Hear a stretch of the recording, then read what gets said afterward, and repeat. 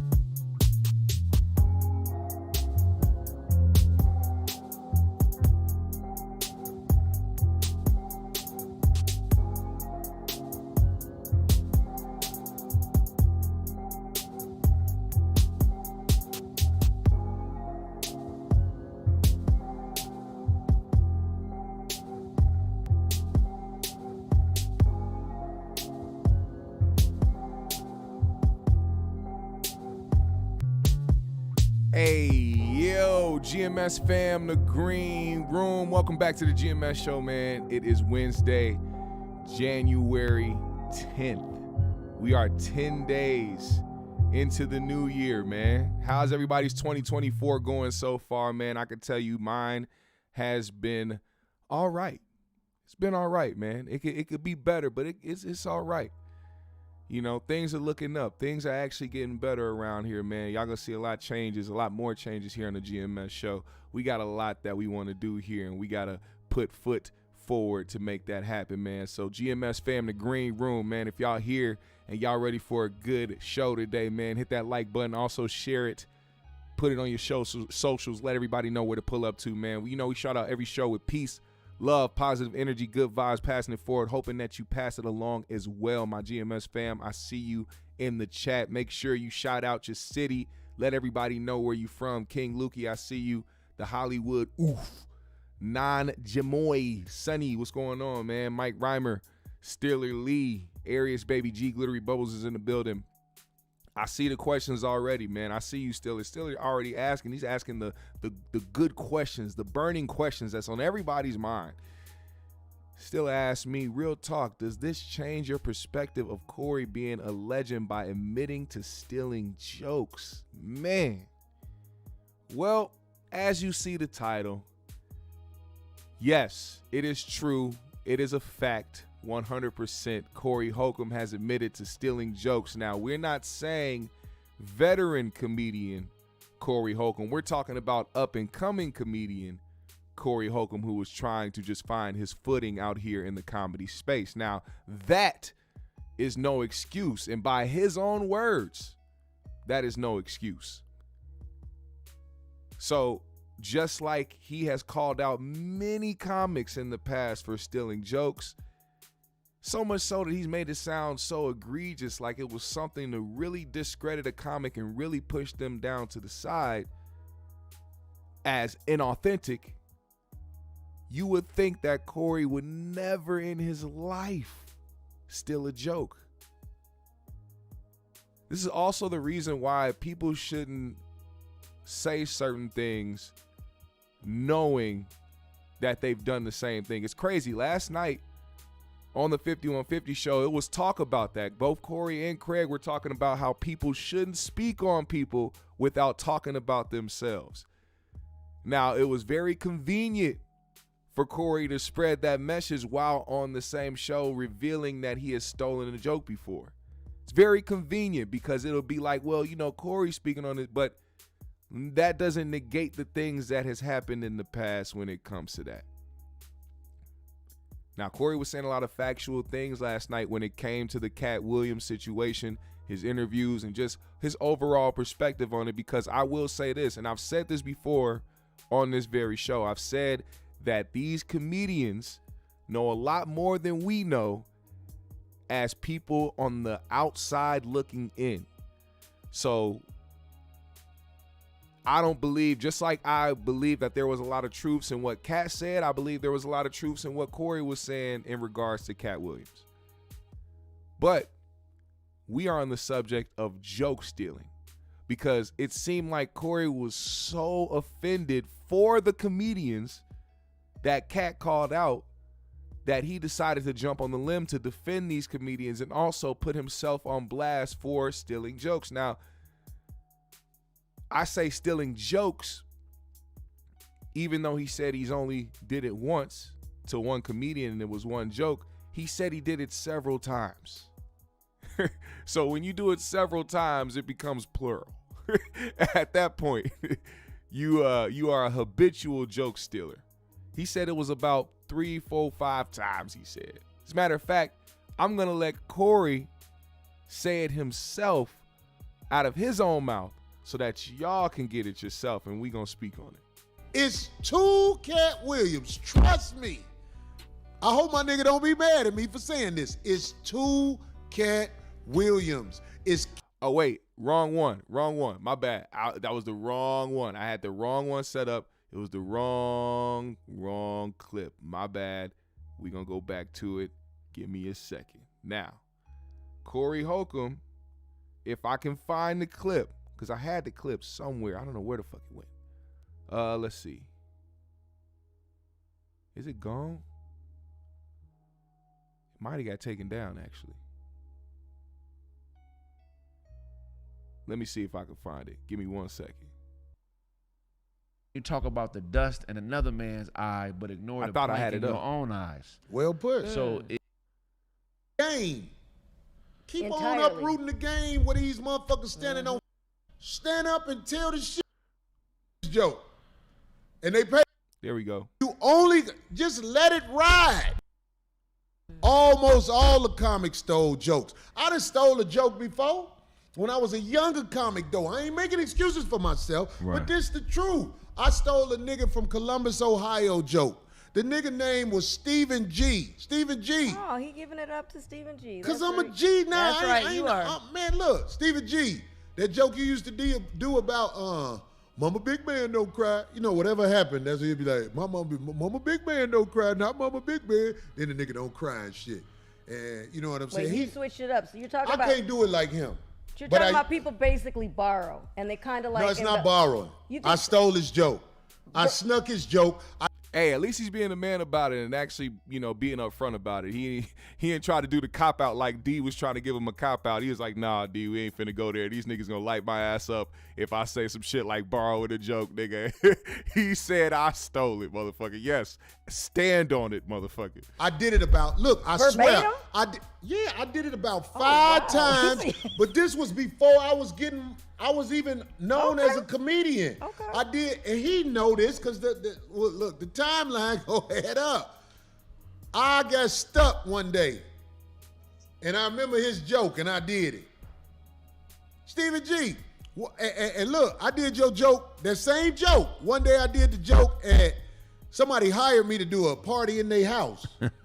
And I was stuck. And then I ran to his joke. And they paid me $500. So Stephen G, get up with me, homie. I'm going to give you $500 plus interest. hell yeah, that's dope. Just on That's very stand-up of him. the G, but look, I swear this the truth. I took a nigga joke before. I was young in comedy. I thought I was slick. I don't steal jokes nowadays because I'm my own man now. Shit I did when I was younger, I don't do that shit no more. see, that's great. I stand on it. That's what There I you was go, I gonna was get gonna say. like. We can't have a motherfucker just telling on everybody if you ain't finna stand on who you are. Hey, that was my. You gotta be the shepherd, nigga. If you're not the shepherd, just let me finish this part. Sure. And tell me, do you disagree? Right. Willie D told me this, and I agree.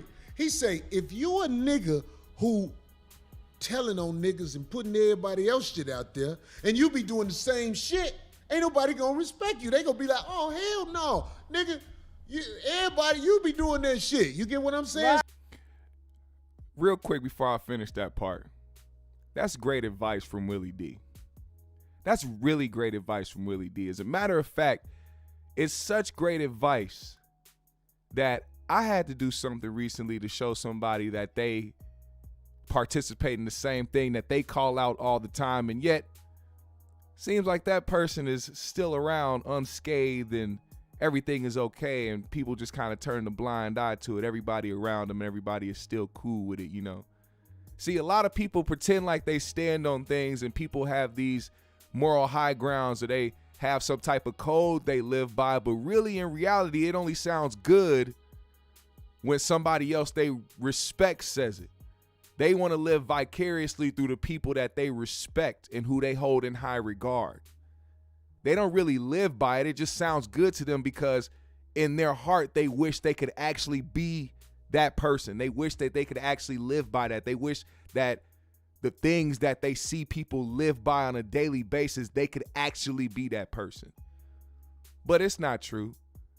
They know that they don't live by that because they still around people that participate in things that they call out in public but participate in the private of their home. You know, I don't know.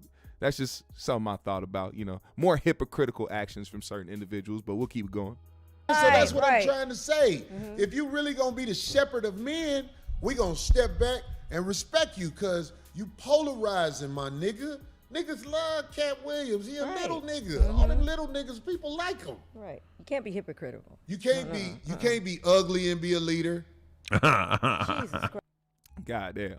So you see Corey has, you know, brought the attention to himself in a way where now people are going to question, like my guy Still Elite said above. He said, real talk, does this change your perspective or your perception of Corey being a legend by admitting to stealing jokes? And I'm going to tell you why this doesn't tarnish his legacy of of stealing jokes. Corey said 95% of comics steal jokes. Do you think in that 95% of those comedians, a big percentage of those comedians are in the top 10 greatest comedians of all time? Answer that question. Because at this point, now I'm looking at things where from a perspective of, you know, I know music and comedy are two different genres, but in music, when you hear remixes or when you hear people, you know, sample things, or when they, you know, use lyrics from the past that other people use and shit like that and made it for themselves and had, you know, huge songs doing those type of things. Of course, people gonna call out, oh, they sampled this or they use these lyrics from here. But did it really stop them from progressing? Did it really stop them from still making original things? Now, there's people out there that have a hard time being original. Those people don't last because they will be the ones to inevitably run out of things to do. Because ain't nobody gonna watch somebody mimic somebody forever. You might as well call yourself a cover band or whatever the case may be. But this is, like I said earlier, this is the reason why people shouldn't do the things that they do. Like when Corey calls out people viciously on his show when it comes to joke stealing. You've done all of this for years, countless amount of shows calling out joke thieves just to come up here to say, well, it's not a big deal, basically. 95% of comedians did it. Hey, I did it. Huh? Does that sound like somebody who is misleading the people when he talks to people about certain things and pretends that he stands on certain things like this? And of course, people gonna be like, oh, you GMS talking shit, oh, you hate channel, huh? No, I'm asking real questions. This is logical shit. Because if I'm somebody who follows somebody or is a fan of somebody or supports somebody, and the foundation of that fan base holds this person to high regard to the point where they believe the things that he says and they listen to him, you will hope that they were being authentic in what they were saying and how they move. But of course, people that actually think logically and have common sense understand that, hey, Corey Holcomb's hypocritical. And he's loyal to the people that have been loyal to him, which a lot of people in real life do anyway. We're all hypocrites to a certain degree. He's just being human. It's just that when you get in this space, this internet space, and when you become an entity, when you become famous, and when you generate a cult fan base, now you start to believe your own hype. You start to believe that you actually are the person that you're portraying to the people who watch you and who follow you, only to turn around and have to backtrack or, do like when I seen the week before when he said he ran into Earthquake's son. Nigga, if it's fuck Earthquake, nigga, it's fuck whoever you. I don't give a fuck about your son. I don't give a fuck about watching him and saying what's up to him. He know what's going on. He heard all the stuff that's going on. I'm not finna assume or try to play. See, that's the thing about certain people when they talk about how authentic they are, how they don't smile with niggas and how they don't do X, Y, and Z. But whenever the opportunity comes up in real life, shit gets different. Because niggas have to be on the defense, which is why I don't come on this internet trying to talk crazy about motherfuckers, especially people that I don't know like that. Now, if people deserve it, if people deserve to get called out, if people deserve to be exposed, and that's what it is, especially if they doing some weirdo shit. But if you just calling people out to call them out, you have to be prepared for the consequences that come with it. Now, when that situation happened, apparently he said it was like, kind of awkward. They didn't know if they could shake up hands or whatnot. But he said that when they, approached each other, he shook his hand and told him, yo, it's all love, and tell your dad it's all love. Wait, so you the guy that's been talking about how Earthquake was wrong, how Earthquake got to apologize, how Earthquake is scared to see you, how you don't need to speak to him, how you don't need to do that. He needs to come to you. He needs to initiate everything. But then when you see his son out, now all of a sudden it's tell your dad I said it's all love. Do you think Earthquake accepts that type of shit? Or you think he'll be like, hey, man, you know what? Yeah, it's all good. You saw my son, and I guess all bygones be bygones. Nah, man, you put a lot of shit in the realm. You put a lot of shit out there, and it's going to take a lot more than it's all love to fix that. What started as something that was private behind closed doors that could have been handled behind closed doors, you brought to the internet, exploded it, made it bigger than what it was, talk crazy about the man, put allegations on the man of being a drug addict and being gay. Now all of a sudden it's when you see the son, it's all right, let's shake up and let bygones be bygones. It's all love. This is what I mean. Now, another thing that he liked to talk about when it came to Katt, he called Katt the Joker from Batman. And this is why he called him the Joker from Batman. Listen to this. Katt Williams, who's this brilliant mastermind motherfucker who got to come back for anything. And it's this other nigga. Now this other nigga. And there's plenty of people bear witness to this. The other nigga he's referring to is Katt Williams. He said Katt Williams is two different people. These are the two different people that he says Katt is. Listen. I don't even understand this mother. In fact, he's scary. That part on the interview where he said, motherfucker had their head down. Some of these motherfuckers had their head down, but not, we out here in the comedy streets. We know. We see what's happening. We know how it go. You know what I'm saying? And he don't pull it on you if he got some respect for you. Katt the type of nigga to whoop a bitch ass and then sit down and cry with her. He got two sides to him for sure. Man, I'm telling you, man. I'm talking about y'all motherfuckers, you blogger niggas. Y'all ain't in these comedy streets. Y'all don't know shit. Us comics who in the comedy motherfucking streets, any motherfucker say Katt ain't, and I'm talking about, when I say it's two niggas, listen what I'm saying. When you hear them stories about Katt's generosity, they not lying. Top notch. Katt pass niggas money to the point where you be like, do you know what you're doing? Yeah. And don't even know people. He pass money out. He ain't never tripping off no motherfucking money. You don't even have to know him. Katt, man, I'm telling you, we was at Wildin' Out, man. I said this shit before. Katt threw probably like $50,000, $100,000 in the air, nigga. I bent down like a bird. I was like, he made it rain. I picked up, it was like wads of hundreds. I picked up like $700, $800, and I needed it at the time. I was like, oh shit, I hit the little lick I needed. You're all right. So listen to me, man. Listen to me, man. It's two Katt Williams. All you blogger motherfuckers, y'all ain't got no clue. It's two niggas. It's calm, generous, intelligent Katt, and it is the Joker of Batman, nigga. Now, this is the interesting part about the things that Corey is saying, because, you know, Corey is also one of those people that's quick to call the YouTube channels and YouTubers, the people that talk about the 5150 show or talk about Corey Holcomb. He's quick to call them haters and quick to call them this and that and all types of shit.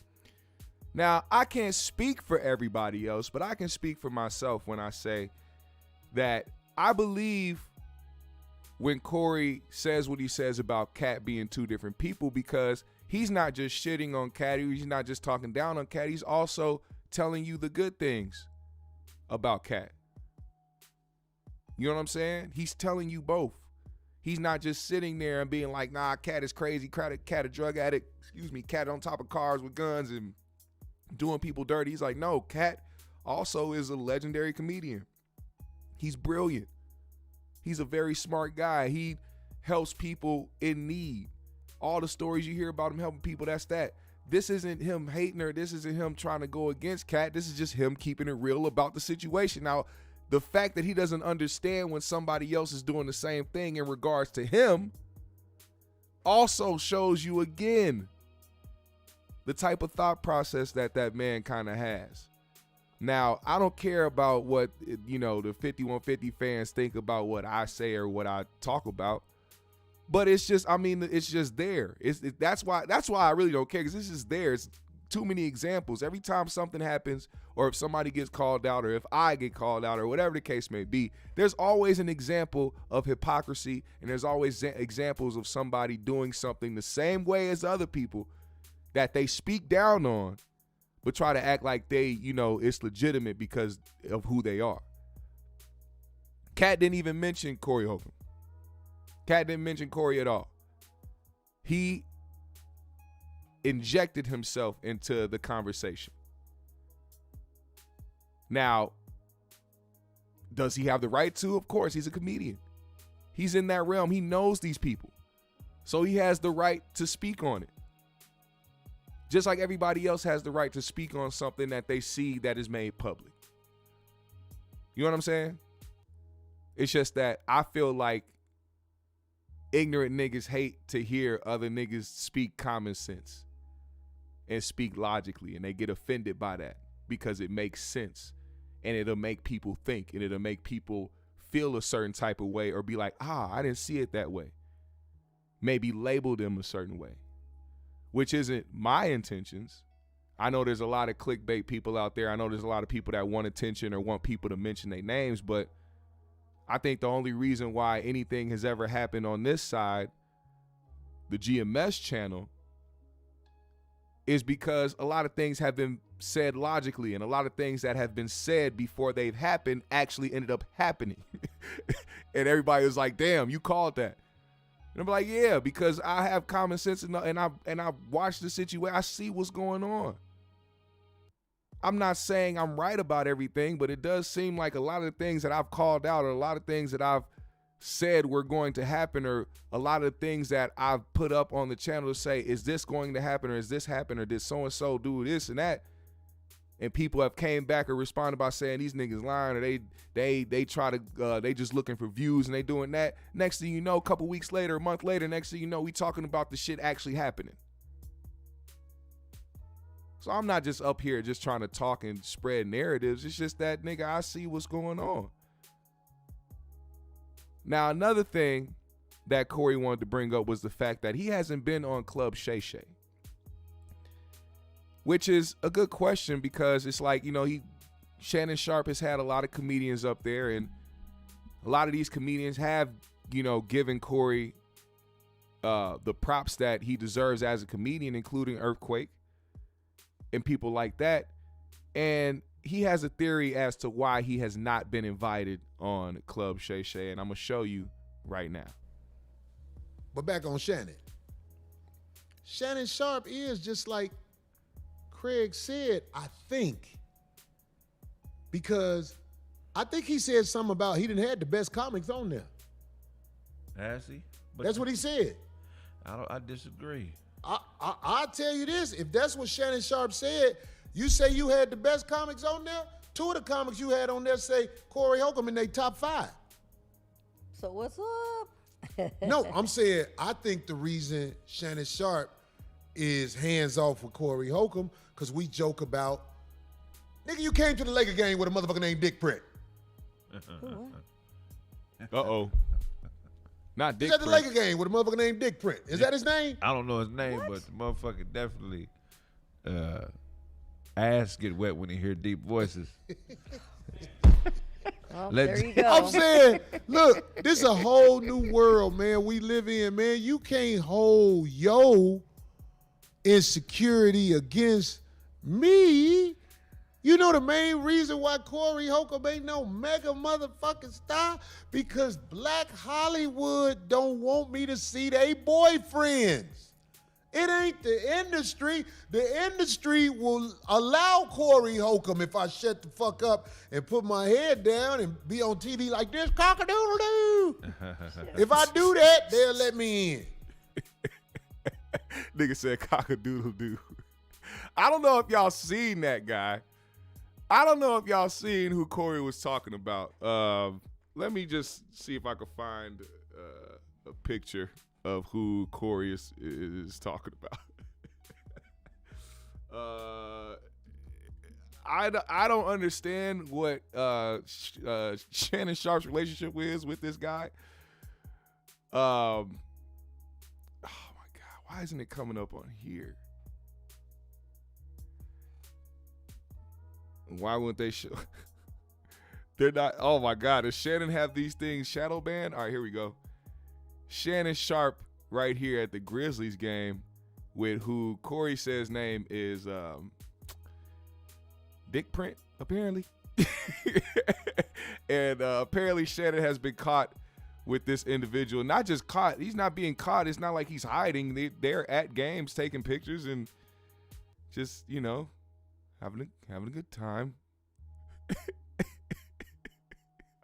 I don't know what to say. This is just kind of crazy. I didn't know anything about this guy until it got brought up in conversation, but he has gone to frequently has gone to a lot of games with this guy by the name of Dick Print. And then it dawned on me. I said, you have a close to middle-aged black man, very fit, okay, rich, accomplished. Then he doesn't have a wife. He doesn't have a girlfriend. He spent $300,000 on a Yorkie. And he frequently attends Lakers games with a nigga named Dick Print. If that doesn't tell you what you need to know, then I don't know what to tell you. Because it seems like this nigga Shannon Sharpe like the pudding pops in his butt. Hey, do what you do behind closed doors, Shannon. All right? We don't judge over here. All right? You do your thing. It's just very obvious. One day he'll probably, come out. Who knows? Who knows?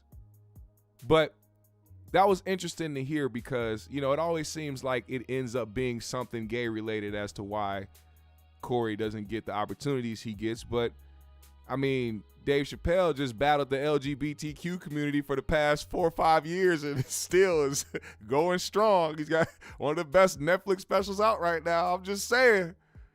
I think that the excuse of the LGBTQ community holding you back as far as like not getting certain opportunities when you really don't, like when you think about it, Corey isn't out here saying how much he hates the LGBTQ community. He just is somebody who wants to continue to joke on them.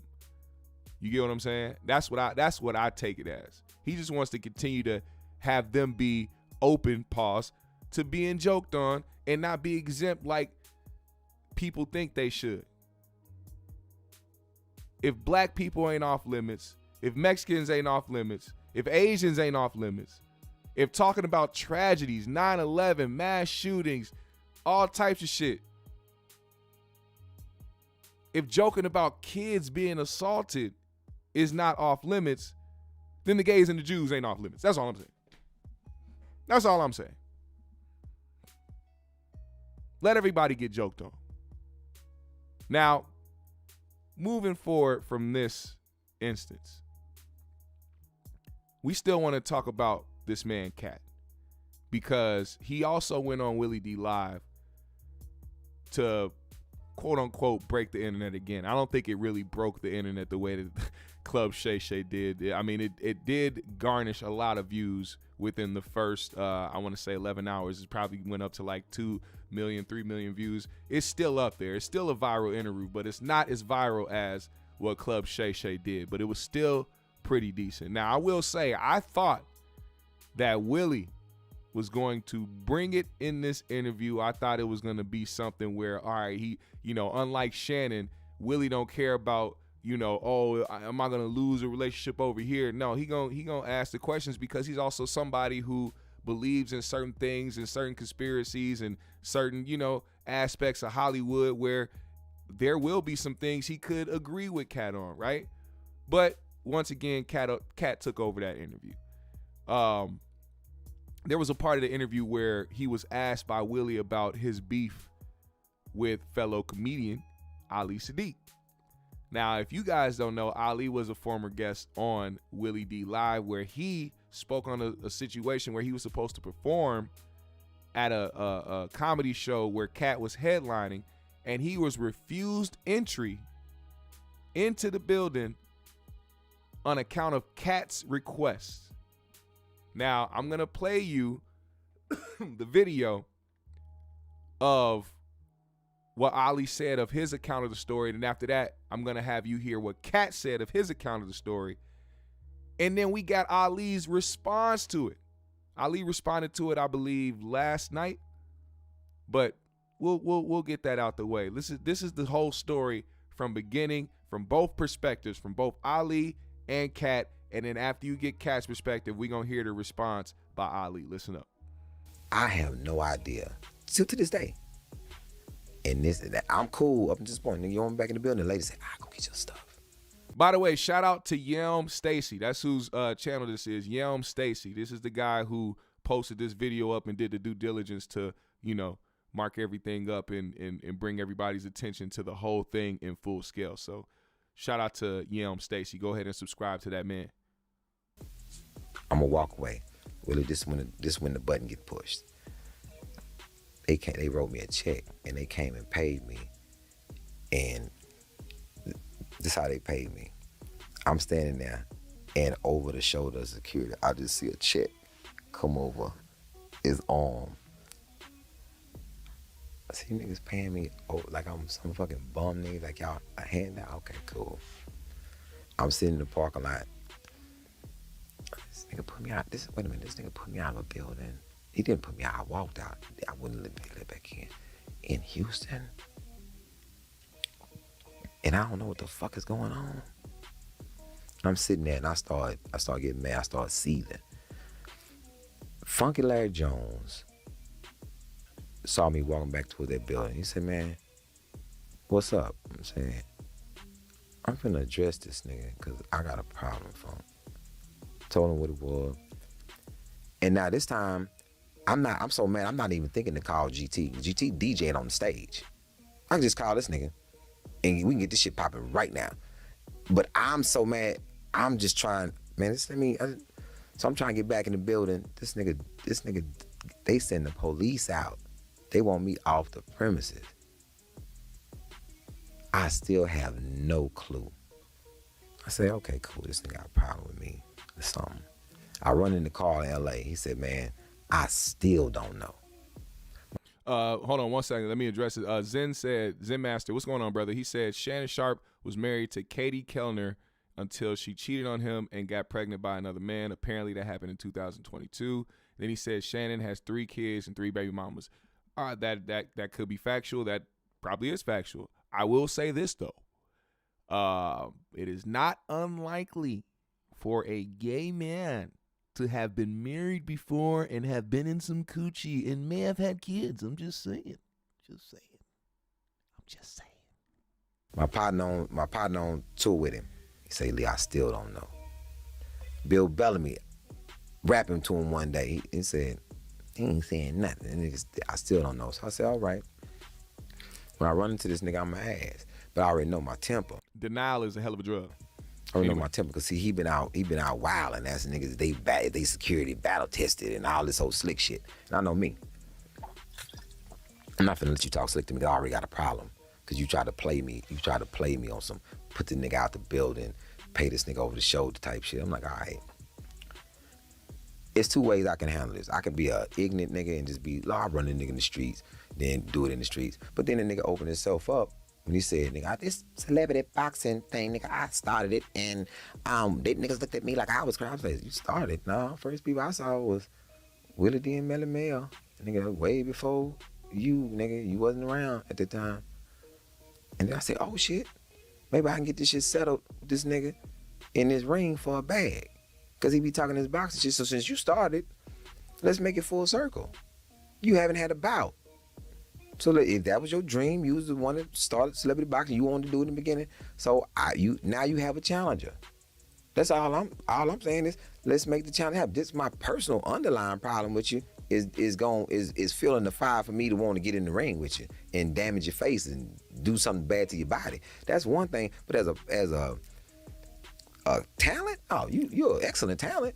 But that don't make you a cool ass person though. So let me get in the ring with you, settle my difference with you for a bag or whatever, cause you started it. It opened it up when you said that you started celebrity boxing. You ain't got no problem with doing it, so let's do it. You got a challenger. You ain't got to wait and hope for somebody to challenge you, or maybe Kevin Hart may want to do it one day, or maybe I'll do it with Steve Harvey. No, it's somebody right now that's willing, that want to ask you about something civilized.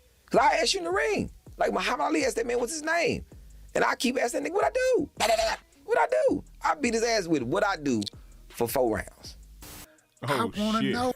He said he'd beat his ass with what I do for 4 rounds. So basically, you hear his account of the story. He got paid, but did not perform, and they told him to get the hell out, and he didn't like that. In his own city at that. So, of course, he's angry. He's pissed. And he wants to find a way to get to Katt Williams. And apparently it got to the point where conversations of a celebrity boxing match came up. Now, fast forward. We had the Willie D interview that dropped yesterday morning. And Willie D asked Katt Williams about his issues with this man. And this is what Katt said in response to that story. Oh, I think the world want to know what happened between you and Ali Siddiq. I know you said you didn't want to talk about it. The world couldn't possibly want to know that. He's not famous enough for the world to want to know that. At least because my side of the world doesn't want to know that. See, well, my side of the world. Here's the thing. What happened, man? A lot of times, what liars do first is they set up a narrative and a scenario. Like Michael Blackson just got on national TV and told people, yeah, I got a beef with Katt Williams, and Katt is mad at me about this, and because I said this, and I didn't even mean it like that. And the whole time, he's never talked to me. That's how he feels. He's heard I'm angry. I've not had a conversation with him. It's the same with your Ali Siddiq. If it wasn't for the information that I know in my intel, I would be a fan of his like everybody else. Who wouldn't be a fan of a young black storyteller that's done time and loves his family and is a hometown guy? That's where you catch Katt in a little bit of his cap, because how do you talk about somebody not being known or not famous or not, whatever, not a celebrity, whatever the case he want to try to make it seem, and then go from saying that to he will be a fan like everybody else. Well, who's the everybody else if he ain't got fans, if he not famous? And then on top of that, you describing his comedy as if you know about his comedy, but then again, you act like you don't know who he is. See, that's the things I don't like about certain people when they try to discredit somebody before they end up contradicting themselves in the next sentence. But that's just how Katt does shit, I guess. Why would he ever have any enemies in comedy? It's ludicrous. But if you pick the actual king, then make sure that your story's correct. And unfortunately, his story's not correct. No matter what he says, he never met me. He made it disrespectful that a security guard that... Consider that New Year's resolutions are not the answer for you this year. You need real solutions. Who this bitch? That was 6'7", reached over him to pay him, not mentioning the fact that he got paid for not... No, I'm not saying he capping about his story. I'm just saying about him trying to discredit him as far as him being famous or him being known, because he is very well known. Ali Siddiq is. Doing anything. Well, let's start at the beginning of the Reliant thing. I don't know if I want to. I'm going to start, and then you can do what you want to do. Fair enough. But I think for the sake of the audience knowing, just tell them having who an Ali idea of Siddiq what we're is talking first. about. ID Siddiq is a comedian from Houston that's based in Houston. A very fine comedian. Very fine comedian. Yes. Now, Ali said that he went to Reliant Arena and he was on the same show as you. I would tell you like I told everybody else, DJ, fuck premium, all right? YouTube has upped the charges on premium, and I'm not finna give them that $20, especially when these niggas keep trying to demonetize my channel. You demonetizing me? Fuck you. You ain't getting no money from me. We supposed to be breaking bread together, you bitch-ass niggas. Fuck YouTube. He showed up, and the security stopped him from entering the building. And they said, and then somebody told him Katt didn't want you to come in. And then at some point, somebody else came and gave him a check. Another security person reached over somebody's shoulder and gave him a check. He said that the people that were the working security locked arms to prevent him from walking inside of the building. And he thought that, you had a problem with him. And he said he didn't know why you had a problem with him. And to this day, he don't know why you have a problem with him. That was the. It'd be nice if that was the story. So now, if that's the story, then let me see if I got this correct. A guy I've never met was supposed to be doing a show with me. And I got so angry, even though I hadn't met him, that I had security keep him out of the building. See, that's the problem with lies. They're faulty from their inception, sir. I'm the person in the story that doesn't have a grudge to feel. I don't care why I didn't like Katt Williams. I would get to the bottom of it. This is not one of those stories. First of all, the actual truth of this matter is, every city that I go to, I already have the comedians who are opening up for me. Not just this tour, but for the 17 100 city tours previous to this. I never go to the city and go, hey, do you guys have some comics here? That's a fact. I'd like to add them to my show. That is a fact. I just don't Katt do roll up with his own people. do it. I travel with the comedians that are coming to your city. We're one unit and one team when we come. That is to let you understand that no comic was fin to come join us that evening because there isn't space for it. I still have to do an hour at the end of this. there's a limited amount of time. So we could just start there. Second of all, I don't care where you're from, what the venue is, how cool you are with the people that work there. Katt Williams show means Katt Williams show. That means don't nothing move but the money. There ain't no loud talking and voice raising and, how dare you? How dare you? Let me look on the advertisements and see, do I see your name or face, sir, whoever you may be?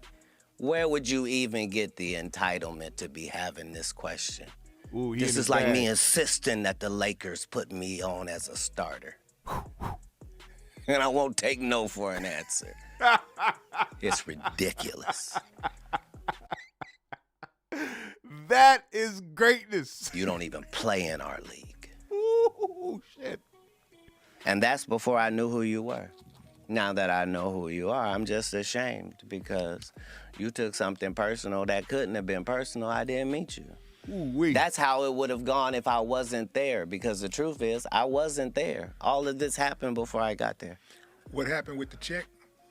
When the security guy gave him when the check? when I asked what the person had said, I said, well, I don't understand. I don't understand why he's so angry.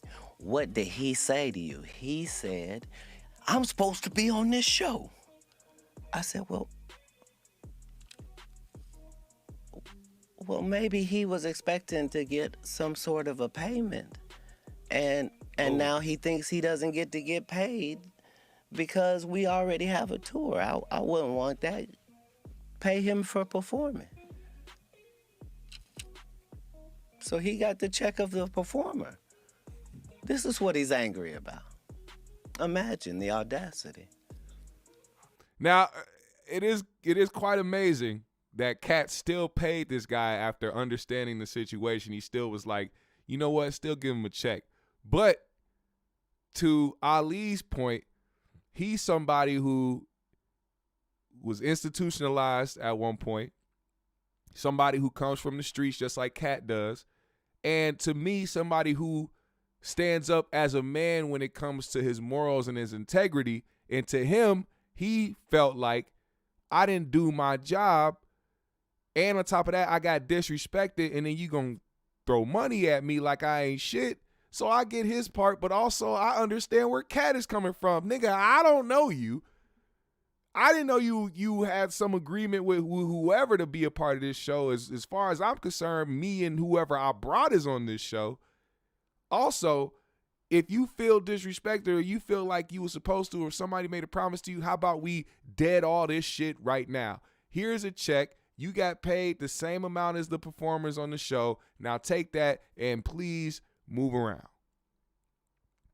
Right? So, I mean, they're both justified in how they feel, are they not? Now, Ali has responded to this, and this is what Ali has had to say. Oh, here we go with these punk-ass commercials again. Fuck you too. But yeah, we're gonna hear Ali's side of the story, and y'all gonna see what he had to say about Katt right here. Why would I box him? Nobody knows him. I'm not finna get this nigga no clout off of me. You know what I'm saying? Because I don't even know who he is, period. I don't even know this nigga. Wow. This nigga saying, nigga, like, he don't know me. I'm just some young nigga trying to come up off of him. How you trying to come up off of him? This nigga said, like, yeah, nigga, I don't know. This nigga, like, he don't even know me, nigga. Like, this nigga's a non-factor. You the one he said he couldn't sell enough tickets to, like, yeah, this nigga said I couldn't sell enough tickets to do it. There you go. I can't sell enough tickets. I'm on a whole motherfucking, I'm on a whole goddamn tour by myself, but I can't sell enough tickets. Nigga, all I need to sell is 3 tickets, nigga, for niggas watch me whoop your ass. I'ma buy the tickets, I'ma sell, motherfucker. But look, that's crazy. Look. I'm Big Weez. This nigga it's about tickets. Do you believe that shit, or you just saying it? Do you believe that it's about tickets? That's what you believe? No. That like, but somebody gonna say it's about the ticket sale, which is a bunch of bullshit. Because guess what? Floyd Mayweather fought all the Mexican dudes because he couldn't sell tickets. So everybody sell tickets. Everybody Hadley sold more tickets than Regis. Yeah. Than Prevost. It's always somebody that sells the most tickets. So it's never about tickets. That's a nigga hiding behind something. Yeah. Oh, he mad. We ain't gotta do it like that. You do it like this. He mad. Talk back, well, we can talk direct.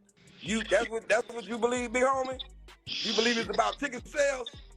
Yeah, man, it's always been about ticket sales and comedy. I'm sorry you caught me at a bad time, but since you asked me, I said I'd jump on because I'm still barely waking up. I'm not even camera ready and shit. This ain't even about comedy. Yeah, it's about what happened is like this. I'm gonna give you a synopsis. Yeah, I gotta be fair. To be fair, it's a dude named Dancing Dave. That was celebrity boxing. Dancing Dave he took a fight on 2 weeks' notice against another celebrity boxer. They paid Dancing Dave $150,000. They paid the other one $250,000. It wasn't about no tickets. It's about the celebrities boxing. You only doing 3 rounds, 1 minute. So the tickets are gonna be sold anyway. I'm not disagreeing with what you're saying when you make your point in that manner. When I'm talking about when we're talking about comedy, you don't even have to be funny in comedy. Because, I get calls on comedy 25 times a week. I had a young comedian from Seattle, Washington call me yesterday. And she was... This man still got donut glaze in the top of his corner of his mouth. Well, first she wanted me to get her on Katt's tour. I told her that's not my function with Katt. All right?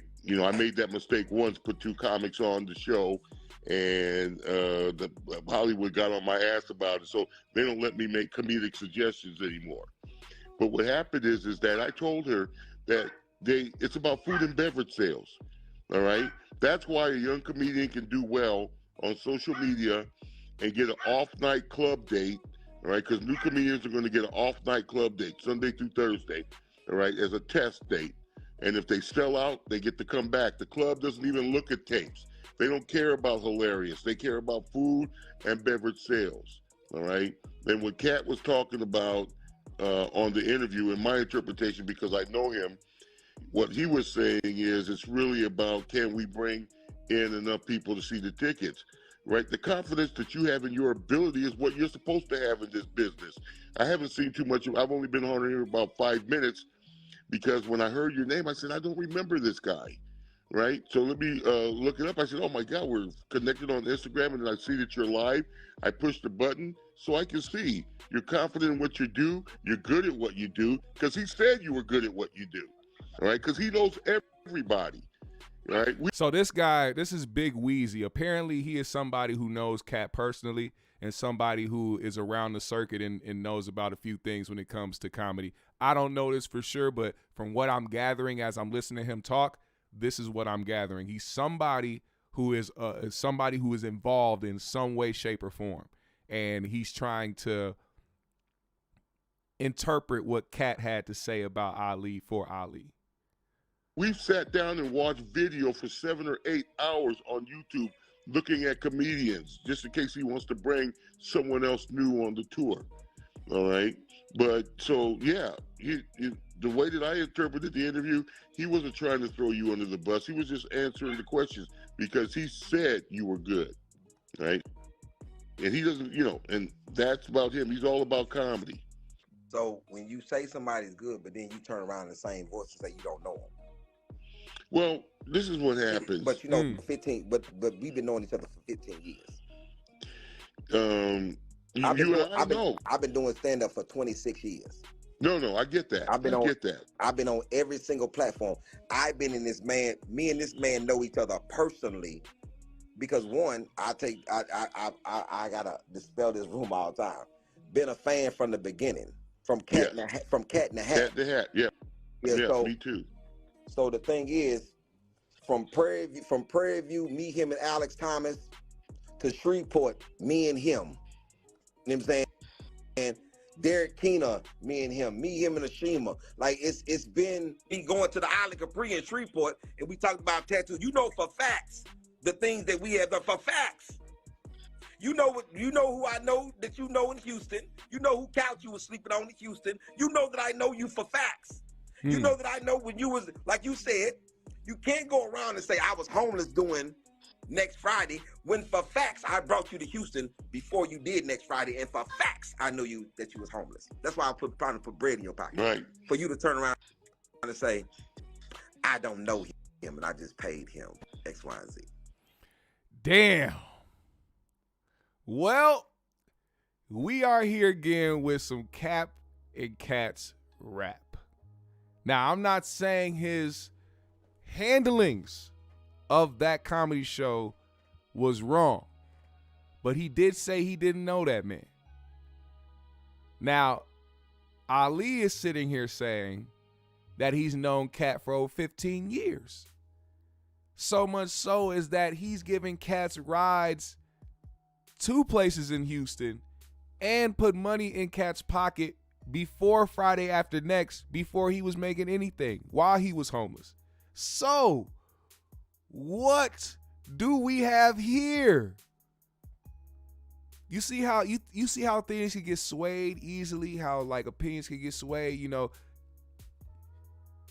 Ali goes on, Willie D says that story about Katt. People are like, damn, that's fucked up, Katt. Damn, I wonder what Katt got to say about that. Then we have some time between, and next thing you know, Katt goes on Willie D and gives his version of the story, and people like, damn, Katt told the real, man. Ali, well, I wonder what Ali got to say about it, man. Katt really putting shit on blast and blah.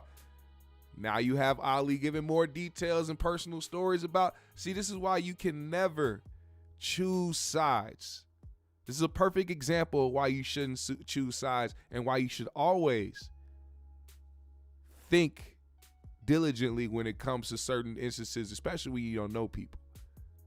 Especially when you don't know people. Now, that is a very interesting take. We know we're going to see more of Katt this year. It's only 10 days into the new year, and already Katt has taken over the internet for days. And I'm going to be excited to see what this man has going on. Now, what I'm not excited about is this guy right here, Lil Nas X. Seems as though Lil Nas X is on his Jesus run, because at first it was all about Satan and all about all the extra weird shit that he was doing in that realm. And now all of a sudden, he's on some, I want to be about God now. But of course, this young, misguided idiot is trolling. So he posts up videos like this. Him just eating a bunch of communion bread and drinking a bunch of communion wine, dressed as Jesus, getting ready to record a video seemingly of some Christian shit. He's been posting up pictures of him on crucifixes, posted up a fake letter of acceptance to a college to take religious studies. You know, and what I really want to say as somebody who, you know, somebody who really does believing in what you want to believe in. That's what I believe in. I'm not here to sway you. I'm not here to force you to believe in anything. I'm here to focus on me and my family and the people I care about. I don't care about what you random niggas out there believe in. I don't care if you atheist. I don't care if you Jewish. I don't care about none of this shit. But when people play around with religions, there's certain religions out there that won't even let you play like this. It's certain religions that already would have had a target ready to bomb this nigga house if he would have been playing with their religion.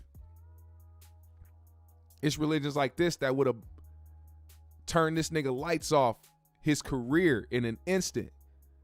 But for some reason, Christianity is the one religion that people can play with and manipulate and use as a troll mechanism to help support their career. Fuck this guy, man. And not in that sense, because he'd probably like it. Pause. I'm gonna get away from Lil Nas X. I don't want to say too much on him. Now, we're going to be in the like section, man. This is that segment of the GMS show called the like section. You know, this is what we do before we get out of here. One thing that I want to show y'all. So, you know, social media is crazy. Super crazy. And in this episode of what happened on X or Twitter, there was a young lady who decided to make this man right here that you see on my left here. She decided to make this man go viral. You want to know what she made him go viral for? She claimed that this man was going around giving women HIV, an habitual spreader. She put this man's face out here, his Instagram, and then she posted these text messages that said, I got back my results. I'm sure you already know. Hold on one second. How long did you know? Then a message came back and said, nah, I really apologize. And then she goes, Jonathan, how could you do this to me? My life is done. To which the message that replied back said, I just couldn't pass up on you. I wanted you so bad. Man, I really apologize. I wish it would have never gotten this far. She said, I am so hurt. I can't forgive you. He said, I've had HIV for about 7 months now. I'm so sorry. She said, we planned our future. He said, please forgive me. She said, 7 months? Oh, my dear God. Now, of course, this story broke and people went crazy. Because of all this going on. This went crazy. Now,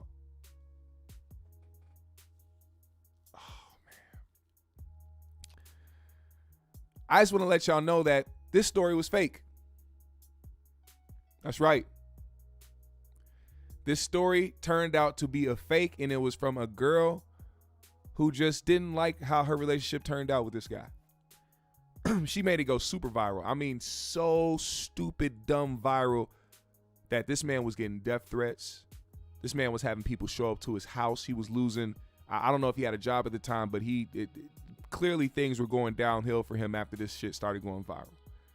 Well, come to find out, it was all a lie. It says the young lady who publicly lied about Jonathan Haynes of Raleigh, North Carolina, having HIV, admitted on a recorded phone call that she lied, and I have it. She put his number as a contact name and created those texts. She's dirty. Now here, this is talking about, that's it. I'm committing sicky.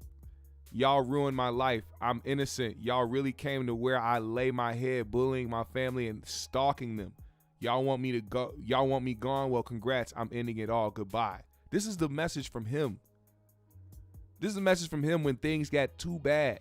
He know it's false. Now look Y'all at this. don't know how this man feeling. Whoever. I keep saying it's false. I keep saying it's false. He tagged me in his. Okay, exactly. That's what I'm saying. If we know it's false, everybody know it's false. Somebody need to go on these pages, let them know that it's false. Y'all need instead of just letting this shit drag on, this nigga get, you feel me, his name get tarnished like this, it ain't right. Himself because of all this going on and he know it's false. Y'all don't know how this man feeling. Whoever. I keep saying it's false. You can hear her crying in the background too. What the fuck are you crying for? What are you crying for? What do those tears even mean?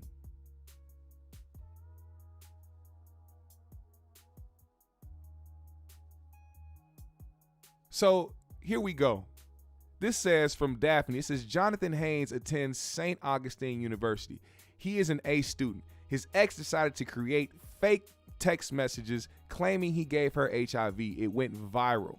Jonathan's life was turned upside down. All his ex did was create a fake number and put his name on it. He received death threats and people showing up at his house. Then she admitted she lied. The truth isn't as loud as they lied she put out there. Sad part is he said he was going to take his life. Majority of women told him, please do. This is why men are never the same when they are accused. She admitted on the phone that she lied. That still isn't enough proof to these women. Let's help get the truth out for Jonathan. Rest of the post are in the comments. Man. And these are screenshots of his messages from different women after he said he was about to take his life. They said, thank God, good riddance. Do it. Do it, please. Good. Record yourself while you do it and send it to me before you see the light. If you sickly ass get to if your sickly ass get to heaven. These are the people that jump to these conclusions and run in to somebody's DMs trying to encourage them to take their own life off of a lie. Here's the proof as well that this man doesn't have HIV. Protect black men. What you say now, gang? What you say now? Protect black men, man. Test results.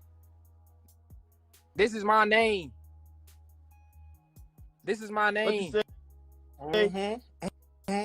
Like, what? Come on now. Normal. Lock her ass up. You talking about her? Lock her ass up. Lock I her never- ass I never- up. All of his tests for all STDs and sexually transmitted diseases, HIV, all of that came back normal.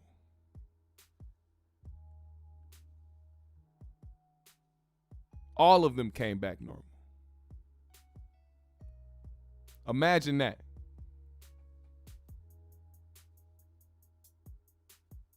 In these instances, man, there needs to be maximum jail time for people who lie on individuals like this and try to ruin their lives, or even get them to the point of feeling like they want to take their own lives. There needs to be charges for that. There needs to be a law set up for that. You can't just lie on somebody. Now in this day and age, especially with social media, how things can spread so fast, just like HIV, you would think that now there would be some things in place that bring some type of consequences to these actions. These are the type of things that we need in place, because this will actually start putting halts to people that do stuff like this. They do it because they can get away with it. Then try to cry on the phone after like, oh my God, I said it was false. The damage is done.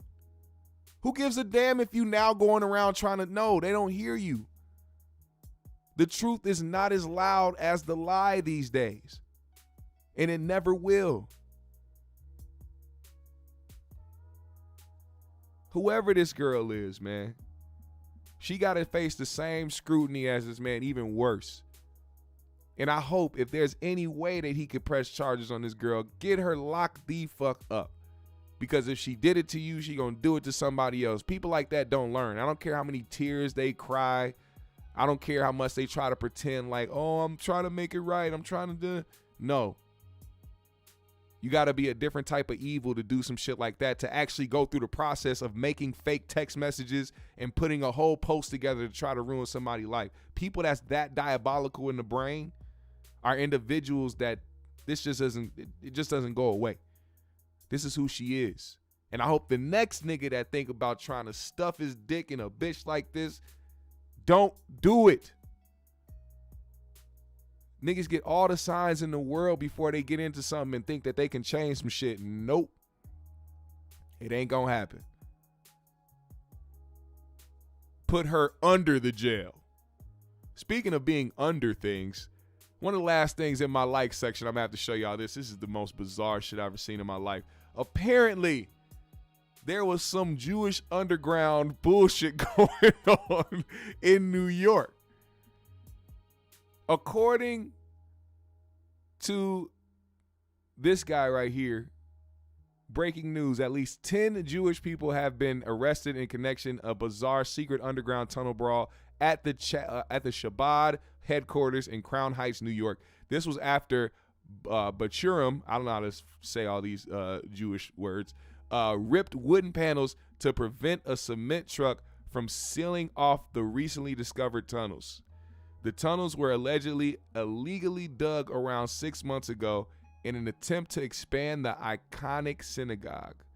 This case is still being investigated and will provide more details as they come. Look at this. Look at this. My man was crawling out of the, fully dressed with the top hat and everything. Look at my man's walk out. He said, "Shalom, I'm out." Look at this. Look at this.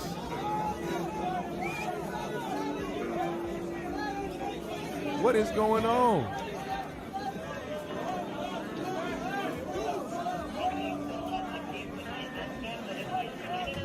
It makes me wonder what they planning down there. Like, why y'all gotta dig underground to meet up with each other? Like, wouldn't the synagogue be enough? Or not even just a synagogue? Why don't y'all just go to a nice Fridays or some shit and just have, you know, sit together and talk or so? I don't know, nigga. Why are y'all digging underground to make meeting space? This is the type of shit, it don't help the narrative about a lot of shit that be going on, especially when it comes to the control that certain groups have in this country. These niggas nigga, and they said that this happened 6 months ago where they building tunnels. This wasn't something that has been here. This start happening around the time when people start questioning certain shit. You get the Kanye era of this shit, then you get the Kyrie shit, and then you start seeing all the shit that happened between Gaza and Israel. Not to mention, you know, the entertainment industry. They having secret meetings out here. And when I say they, I mean these people. You see what I'm saying? See, a lot of people like to take it as a whole, you know, like, them as a whole. No, we talking about the people that we seeing on this damn video. Very interesting, man. I wonder what they hiding down there.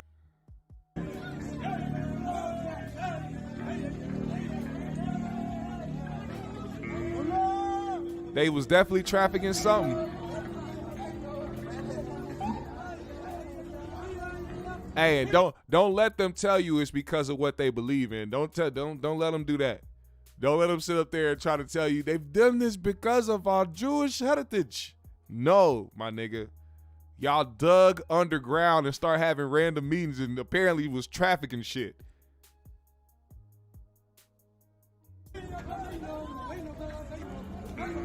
What are they saying on the way out? Do I have any Jewish translators in the chat? Why they got sad music playing behind it? They ain't never got no sad music when a bunch of niggas is getting hauled off in the paddy wagon. Where the sad music for that? Why they got sad music playing in the background? Why is this a sad situation to people? Look at this.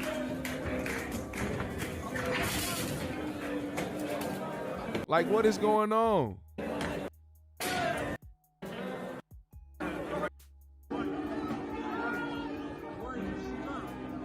Oh, these niggas brawling?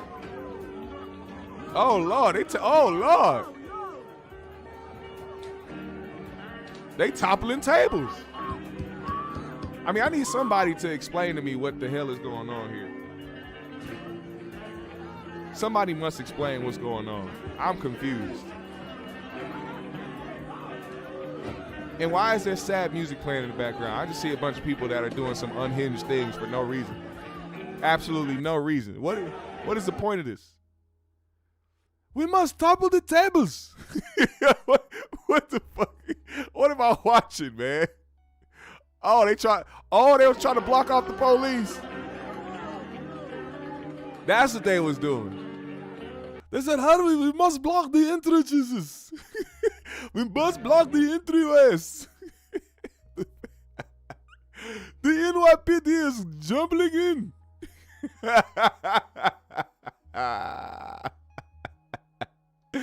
Oh my God. This is ridiculous. Now, I'm not going to make no assumptions. I'm just going to go off of what the report said, but all I do know is that this doesn't look good. Doesn't look good at all. Now, as more details arise from that situation, I will keep you guys posted, as well as other things out here in the realm of the entertainment news circuit. GMS fam, the Green Room today was a great show. I appreciate everybody that pulled up today. You already know what's about to happen. Make sure you hit that like button on the way out. Follow me on my socials. I follow everybody back. Make sure, GMS fam, if you want to support the GMS show in a big way, you can by donating to the Cash App that you see down below in the description, as well as one of my moderators or somebody putting it in the chat, man. Well, somebody in the chat, put the Cash App in the chat, man, if you want to support the GMS show in a real way. GMS fam, the Green Room, let's get to it.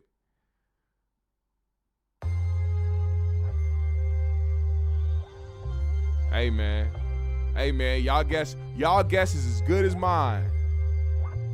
Y'all guess is just as good as mine.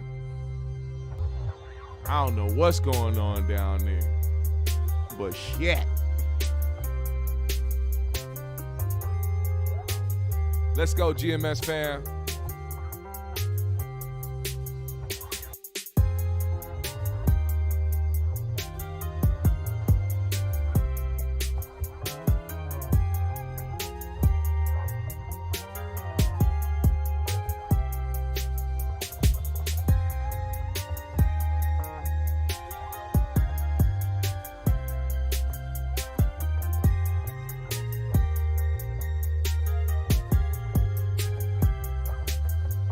Hey, what up, Do Better? I see you, brother. King Lukey in the building. Ben Frank is in the building.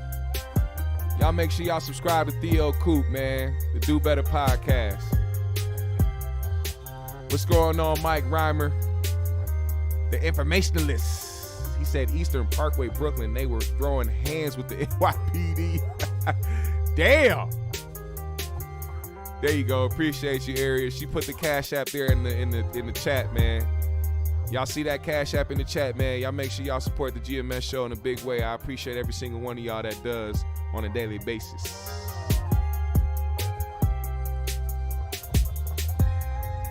They had a bang mitzvah. They was out there banging on them.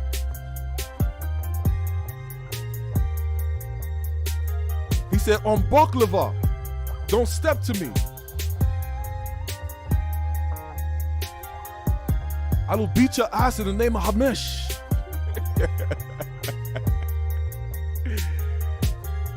They was niggas had specialty yarmulkes and they was sharpened at the edge. They was frisbeeing in that bitch, slicing the NYPD in the cheek and shit. Ah, shit. Doing them bitches like ninja stars. They just take their yarmulke off.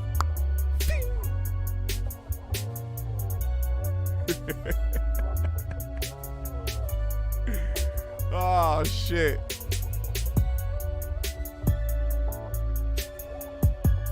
Niggas got extendo sideburns so that they gotta shimmy down the side of buildings and shit.